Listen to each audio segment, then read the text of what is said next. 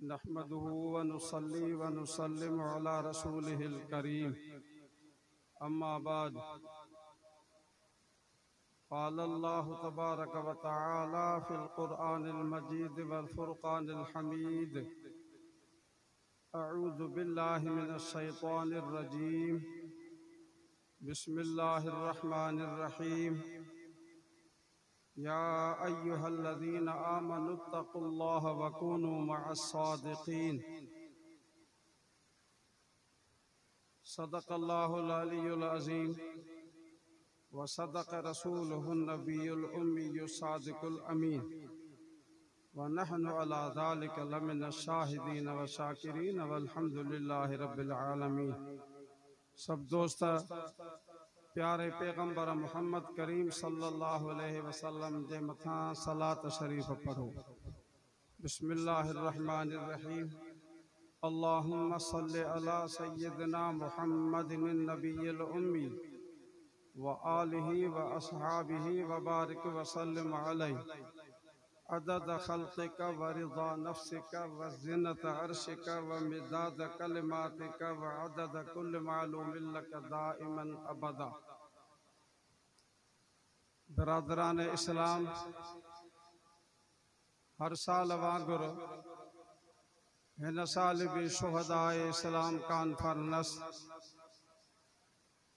मुनाकिद थी रही आहे। मग़रिब खां वठी हिन टाइम ताईं उलमाए किराम बयान कंदा रहिया आहिनि ऐं इंशाअल्लाह काफ़ी देर ताईं ही बयान थींदो रहंदो। हिन प्रोग्राम जो एहतमाम ऐं इंतज़ाम मौलाना अब्दुल अज़ीज़ ऐं उन जा बिरादर सलीमुल्लाह अब्दुल हफ़ीज़ साहब वारा पंहिंजे वालिदैन अज़ीज़न क़रीबन मिटनि माइटनि जे ईसाल सवाब जे लाइ हे प्रोग्राम कंदा आहिनि। सभिनी खे ख़बर आहे त अज़ीज़न क़रीबन जे लाइ जेको बि माण्हू नफ़िली सूरत में जेका बि इबादत आहे अदा करे ऐं उन्हनि जे लाइ ईसाल सवाब करणु चाहे थो त अल्लाह रब्बुल इज़्ज़त उन्हनि खे क़ब्र में उहो सवाब मिले थो ऐं पहुचाए थो। जीअं कंहिं ग़रीब खे कपिड़ो वठी ॾिजे, जीअं कंहिं मिसकीन खे दवा जे लाइ चंद पैसा ॾिजनि, या कंहिं मिसकीन खे अटो या अन्न वठी ॾिजे पंहिंजे बचड़नि जे गुज़र सफ़र जे लाइ, अहिड़े तरीक़े सां जेका नफ़िली इबादत आहे उहा पंहिंजे अज़ीज़न क़रीबन या जमीअल मुमिनीन वल मुमिनात जे लाइ ईसाल सवाब कजे त उन्हनि खे इहो सवाब मिलंदो। इन निस्बत सां अब्दुल अज़ीज़ सलीमुल्लाह ॿिया उन जा बिरादर हर साल हे प्रोग्राम रखंदा आहिनि। उम्मीद आहे त अल्लाह रब्बुल इज़्ज़त उन्हनि जे इन ख़िदमत खे, मेहनत खे, जज़्बे खे ऐं इन प्रोग्राम खे क़बूल फरमाए ऐं उन्हनि जे पंहिंजे अज़ीज़न जे लाइ उन्हनि खे क़ब्र में उन्हनि जे रूह खे सवाब अता फरमाए। ओ ॾाॾे हाजी मोहम्मद सालिह साहब खां वठी उन जी घरवारी हज़रत मौलाना मोहम्मद इब्राहिम साहब जेके क़ुरान पाक जा हाफ़िज़ बि हुया त आलिम हुया, असां सां गॾु पढ़िया जामिया अरबिया अनवारुल उलूम में कंडियारो में, जेके इतां जा फाज़िल हुया 2 साल असां खां मथे हुया। मौलाना सुल्तान अमन साहब जन बि काफ़ी दर्जा पढ़ी चुका हुआ, पर विच उमिरि में उन जी शहादत थी वई, जंहिंमें उन सां गॾु मां बि हुयुसि। उन खां पोइ फ़कीर गुल मोहम्मद साहब बहरहाल पंहिंजे अज़ीज़न क़रीबन मिटनि माइटनि जे लाइ हेॾो सारो प्रोग्राम ख़र्च करे उन्हनि जे ईसाल सवाब जे लाइ प्रोग्राम जेका कंदा ई आहिनि। इन जी हिकिड़ी वॾी बरकत आहे, वॾी इज़्ज़त आहे, वॾो मान आहे ऐं मर्तबो आहे। साईं जी मोहम्मद कासिम साहब जन तव्हांखे चयो त अहिड़नि प्रोग्रामनि में कंहिं न कंहिं खे अल्लाह रब्बुल इज़्ज़त भलाई कंदो आहे जो उन खे इहा ॻाल्हि सम्झ में ईंदी आहे, उन ते अमल कंदो आहे। असांजा हज़रत साईं बेर शरीफ़ वारा रहमतुल्लाह अलैह, सब तो रहमतुल्लाह अलैह रहमतन वासिया, पाण फरमाईंदा हुया त पुट हे जलसा जेके अजाया न आहिनि, इहे जलसा तव्हां कराईंदा करियो। छो त इन जलसे में हिकिड़ा माण्हू इरादो खणी ईंदा आहिनि, हिकिड़ा माण्हू बग़ैर इरादे जे ईंदा आहिनि। को माण्हू कंहिं आलिम जी तक़रीर ॿुधंदो आहे, को माण्हू कंहिंजी तक़रीर ॿुधंदो आहे कि ईअं बीठे बीठे बि कंहिं आलिम जी ज़ियारत करे हलियो वेंदो आहे। इन में जमातूं इन्हनि जलसनि में जुड़ंदियूं आहिनि, तंहिंजे करे इहे जलसा तव्हां कराईंदा करे। हिन वक़्तु असांजे पूरे पाकिस्तान जे अंदरि जमियत उलमा इस्लाम जे रुकनियत साज़ीअ जी मुहिम जो आगाज़ थी चुको आहे ऐं रुकनियत साज़ीअ जा फारम भरजनि था पिया। रुकनियत साज़ी छा आहे, जमात में शामिल थियण जी फज़ीलत केतिरी आहे, जमात में अचण जो जेको आहे सो अदब ऐं उन जी ख़िदमत ऐं उन जो सवाबु केतिरो आहे, अल्लाह रब्बुल इज़्ज़त वटि उन्हनि बाननि जो केॾो मर्तबो आहे। इहा जेका आयत मां तिलावत कई आहे सूरत तौबह जी आयत आहे, इहा तिलावत कई ही मुर्शिदुल मुवहिदीन हज़रत सैयद शरीफ वारा रहमतुल्लाह अलैह। उन वक़्त में बाईपास वॾा रोड कोन हुया, नेशनल हाईवे जेको हूंदो ठेड़ीअ जे विचों ईंदो हुयो। उन खां बाद में उन जे ॿाहिरों आईन शरीयत कॉन्फ्रेंस थी हुई, मुहर्रमुल हराम जी पहिरीं तारीख़ हुई। उन में हज़रत साईं बेर शरीफ वारा भी आया, क़ाइद मिल्लत इस्लाम हज़रत से मौलाना फजलुर रहमान साहब जन भी आया, शहीद इस्लाम, शहीद मस्जिद, शहीद जमियत अल्लामा डॉक्टर खालिद महमूद सुमरो साहब शहीद रहमतुल्लाह अलैह उहे भी आया हुआ। रुकनियत साज़ीअ जे फारमन जे पुर करण जो आगाज़ सूबे सिंध जे अंदर जो कासो इन रात ते थियण वारो हुयो। पोइ अल्लामा शहीद इस्लाम पंहिंजे इहा बंदड़ी कढी करे नाला लिखी करे हज़रत सैयद शरीफ रहमतुल्लाह अलैह वारन जो फारम जो कासो पुर कयो। नालो लिखियो, अब्बा जो नालो, तालीम, उमिर, रहाश सॼो लिखी करे साईंजन खां बि सही वरितई, पाण बि सही जो कासो कन फरमायूं। उन वक़्त में हज़रत सैयद शरीफ वारन पंहिंजे खीसे मुबारक मां 10 रुपया कढी करे डॉक्टर साहब के इन रुकनियत साज़ीअ जे फारम जो कासो इहो जो कासो जेका फीस आहे उहा अदा कई। उहा पर्ची फाड़े करे अल्लामा शहीद इस्लाम हज़रत साईं जे हथ में जो कासो रखी करे हज़रत सन पंहिंजो खिताब शुरू कयो। इहा आयत तिलावत कन फरमायूं, या अय्युहल्लज़ीना आमनुत्तकुल्लाह वकूनू मअस-सादिकीन। जंहिं भी जगह ते लाउड जो आवाज़ वञे थो उन्हनि समूरनि दोस्तनि खे मुंहिंजी गुज़ारिश आहे, मामूली ॻाल्हि कान्हे, इहा मस्खरी न आहे, मिड़ई लाउड ते आवाज़ करणो कोन्हे को। इहा आयत तिलावत कयूं ऐं पाण फरमायूं त अल्लाह ताला फरमाए थो त ए ईमान वारो सभ खां पहिरें पहिरें अल्लाह खां डिॼो। छो त अल्लाह हर वक़्तु तव्हां सां गॾु आहे, न तव्हांजो अबो तव्हां सां गॾु आहे, न तव्हांजी अम्मा तव्हां सां गॾु आहे। जेको बि कमु कयो ॾिसो त अल्लाह तव्हांखे ॾिसे थो पियो, तंहिंजे करे ख़ुदा जो ख़ौफ़ कयो। ऐं ॿियो फरमायूं वकूनू मअस-सादिकीन, ऐं सचनि सां गॾु हुजो। कोनो अमर जो सिको आहे, हुजो तव्हां, रहो तव्हां, ज़िंदगी गुज़ारियो तव्हां सचनि सां। हज़रत साईं बेर शरीफ वारा रहमतुल्लाह अलैह काफ़ी इंसान हूंदा, मुस्लमान भार जाए बुजुर्गन जी ज़ियारत भी कई हूंदी, उन्हनि जा बयान भी ॿुधा हूंदा, उन्हनि जे इल्मी जो कासो हैसियत खे भी ॼाणंदा हूंदा, मुजाहिदाना अंदाज़ भी उन्हनि जो ॼाणंदा हूंदा, तक़वा जो कासो दर्जो ऐं मर्तबो भी उन्हनि जो ॼाणंदा हूंदा। पोइ पाण फरमायूं सचनि सां गॾु हुजो। हिन दौर जे अंदरि उन वक़्त में पाण फरमायूं सचनि सां गॾु हुजो।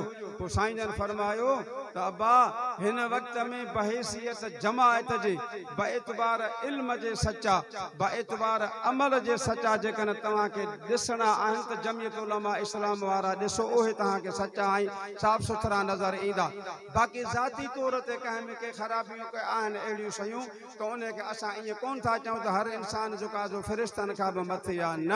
बहैसियत जमात जे, बहैसियत तंज़ीम जे, बहैसियत गॾिजाणी हुजण जे सच्चा ऐं जो काज़ो अमल जे एतबार खां ॾिसणा आहिनि त इहे आहिनि जंहिंजो नालो जमियत उलमा इस्लाम बाएतबार इल्म जे सच्चा तव्हां के ॾिसणा आहिनि त उन्हनि जो नालो जमियत उलमा इस्लाम इन्हनि में तव्हां शामिल थी वञो। पोइ इहा तक़रीर कंदे कंदे पर्ची चुका जो पंहिंजे हथ में रखियऊं। पाण फरमा तक़रीर कंदे पाण फरमायूं त क़यामत जे ॾिहाड़े रब करीम जेकॾहिं मूंखां पुछो त अब्दुल करीम तो कहिड़ो दुनिया मां अमल खणी करे मूं वटि पातो आहे, चयूं पाण फरमायो त मां अर्ज़ु कंदुमि रब मूं वटि को बि अमल कोन्हे। साईं जन जा आलिम शागिर्द साईं मोहम्मद कासिम साहब साईं बेर शरीफ़ वारनि जा शागिर्द, साईं मौलाना मंज़ूर अहमद साहब साईं बेर शरीफ़ वारनि शागिर्द, साईं सैयद अताला शाह बुखारी साईं जन जा शागिर्द, उहे साईं जन जा शागिर्द आहिनि जेके हिन सिंध में त रहनि था पर बलूचिस्तान जे अंदरि हली वञी पंहिंजी मदरसा खोलियऊं। के सेनेटर बणिया, के जेको आहे वज़ीर बणिया, के जेको आहे विफ़ाक़ी वज़ीर बणिया, जेके हज़रत साईं बेर शरीफ़ वारनि जा शागिर्द हुया। तक़वा जो एॾो जेको आहे मक़ाम आहे जो पाण फरमायूं त पूरी ज़िंदगी जेका मां कंहिं बि धारी औरत सां हथ न मिलायो आहे, इहो आहे उन्हनि जी तक़वा। जॾहिं वफ़ात करे पिया वञनि उन खां अॻु में डॉक्टर ख़ालिद, डॉक्टर मोहम्मद सालिह, डॉक्टर जेको आहे सुमरो साहब शिकारपुर वारा, साईं जन खे तकलीफ़ हुई पेट में ॾाढी, जेको आहे उन्हनि डॉक्टरनि जेको आहे चयो त इन जो हल ऑपरेशन आहे, ॿी का बि ॻाल्हि कान्हे का। बाक़ी साईं जन फरमाया त मां ऑपरेशन कोन कराईंदुमि, मुंहिंजा चंद शर्त आहिनि जेके पूरा कंदव त पोइ मां ऑपरेशन कराईंदुमि। आख़िर इन खे बि साल गुज़रिया, उन खां बाद में गुज़रंदे गुज़रंदे इन मंज़िल ते आया। साईं जन खे चयोसीं असां सभु शर्त क़बूल कया आहिनि, हाणे तव्हां ॿुधायो। पाण फरमा त सभ खां पहिरीं त मुंहिंजे ऑपरेशन थिएटर जे अंदरि जेका का औरत न ईंदी, ॿुधी छॾियो। ऐं नंबर ॿियो त मूंखे नओं धारियो पहिरीं रत जेको आहे न लॻाईंदो। नंबर ॿियो त मुंहिंजो कपिड़ो न लाहींदो, जेको पहिराण मुबारक हुयो इहो कटे करे जेको आहे उनखे उते जो उते ऑपरेशन कयूं। नंबर चौथों पाण फरमाई त मूंखे नशो न ॾींदो, औरत न ईंदी, क़बूल कयो डॉक्टर। रत ॿियो न चाढ़ींदासीं, क़बूल कयो डॉक्टरनि। कपिड़ो न लाहींदासीं, इहो क़बूल कयो डॉक्टरनि। पाण फरमायूं त मूंखे को बि नशो न ॾींदो। डॉक्टर इन ते हैरान थी विया, सोचण लॻा, मजबूर थी पिया ऐं नशो बि उन्हनि खे कोन जोगो तो चाढ़ियऊं। उन खां बाद में कपिड़ो कटे जेको आहे ऑपरेशन जो घटि में घटि 3-2.5-4 कलाक ऑपरेशन हलियो। गुदूद जेको हो कढियऊं। इहो मां अर्ज़ु कयुमि त इहा परहेज़गार तक़वा जो मक़ाम हुयो। ईअं न पहिरें दौर जा माण्हू इहा असांखे नज़र अचनि था, हिन मौजूदा दौर जे अंदरि इहे शयूं कोन थियूं अचनि पियूं। पाण फरमायूं त क़यामत जे ॾिहाड़े मूंखां रब करीम जेकॾहिं पुछो त अब्दुल करीम तो कहिड़ो अमल आंदो आहे, चई त रब मूं वटि को बि अमल कोन्हे। हीअ पर्चड़ी खणी जेको आहे ज़ाहिर कयूं, जेतिरी तव्हां असांखे ज़िंदगी ॾिनी शूर जे टाइम खां वठी पछाड़ीअ ताईं, तव्हांजे नेकनि, तव्हांजे सालिहनि, तव्हांजे हाफ़िज़नि, तव्हांजे वलियनि, तव्हांजे अब्दालनि, जंहिंजो नालो जमियत उलमा इस्लाम, इन जमात में रही करे जेको मां पंहिंजी ज़िंदगी पूरी कया, इहो मुंहिंजो अमल आहे। बाक़ी ॿियो पंहिंजो अमल को बि कोन काउंट करायूं। दोस्तो, हर तंज़ीम जेको आहे पंहिंजी दावा कंदी आहे त असां जमहूरियत जा क़ाइल आहियूं, जमहूरियत जा क़ाइल आहियूं। पाकिस्तान जे अंदरि जहिड़ियूं बि पार्टियूं जंहिंजो नालो वठो, मां पंहिंजे बावसूख जेको आहे ज़रिए सां स्टेज ते वेही करे चवां थो, का बि जमहूरियत जे क़ाबिल जेको आहे जमात कान्हे जमियत उलमा इस्लाम को सवा। रुकनियत साज़ीअ जो आगाज़ हले थो पियो, यूनिटनि खां वठी तालका, तालकनि खां वठी ज़िला, ज़िलनि खां वठी सूबा, सूबनि खां वठी मरकज़। इहे जेके जमियत उलमा इस्लाम सां गॾु जेके आलिमनि खे चाहिनि था, इहे चाहिनि था त असां हिन वक़्त बि जमात में उलमा सां गॾु हुजूं, क़यामत जे ॾिहाड़े बि असां उलमा सां गॾु हुजूं। असांजो कमु आहे त तव्हांखे दावत ॾियूं इन जमात जमियत उलमा इस्लाम में तव्हां शामिल थियो। इहा आहे जमात वली। इन में हिकिड़े भेरे पुराणे बेर शरीफ़ जे अंदरि साईं जन खे ख़बर हूंदी त पुराणो वाक़ियो आहे। सभ खां पहिरें पुराणी मस्जिद हूंदी आबाई, जंहिंमें साईं जन वेठा हुया। असांजा हज़रत साईं मौलाना मोहम्मद हसन साहब लांगा साहब वारा ॿिया टा काफ़ी वेठा। इहा ॻाल्हि निकिती, साईं मौलाना मोहम्मद इस्माइल साहब साहब ॿिया बुज़ुर्ग अचनि था ऐं चवनि था त असांखे हज़रत साईं बेर शरीफ़ वारनि जी जेका रहनुमाई आहे असां उन्हनि जे क़यादत में कमु कयूं था पाण फरमात न न न पुट पोइ हिन कन्नड़नि मुबारकनि में हथ विधऊं त पुट अब्दुल करीम जेको आहे सो कन्नड़ा लिकाए इन जमात में शामिल थियो आहे छो त ॾिसां थो त मूंखे इन जमात जी ज़रूरत आहे जमात खे मुंहिंजी ज़रूरत कान्हे का छो त जॾहिं मां न हुयुसि तॾहिं बि इहा जमात जमियत उलमा हिंद जे नाले सां हली पई पुट जेकॾहिं मां दुनिया छॾे बि वेंदुसि मां न हूंदुसि तॾहिं बि इहा जमात हलंदी क़यामत ताईं इहा जमात रहणी आहे जंहिंजो नालो जमियत उलमा इस्लाम आहे अहिड़ा बुज़ुर्ग बि इन जे बारे में ईअं चई विया हाणे असांजे रुकनियत साज़ीअ जो मुहम्मद जो आगाज़ थी चुको आहे सॼी सिंध खे सॼे दोस्तनि खे ॿाराड़ीअ वारनि खे पंहिंजे ख़ुशीअ सां पंहिंजे जेको आहे सो मुहबत सां जेकॾहिं रुकनियत साज़ी जे फारमनि में पुर करण में तव्हांजी दिलि चवे थी त दोस्त आहिनि तव्हांजो फारम भरींदा फारम भरे करे तव्हांखे यकीन करणो पवंदो त इन जे शर्तनि ते असां पूरी ज़िंदगी गुज़ारींदासीं वमा अलैना इल्लल बलागुल मुबीन।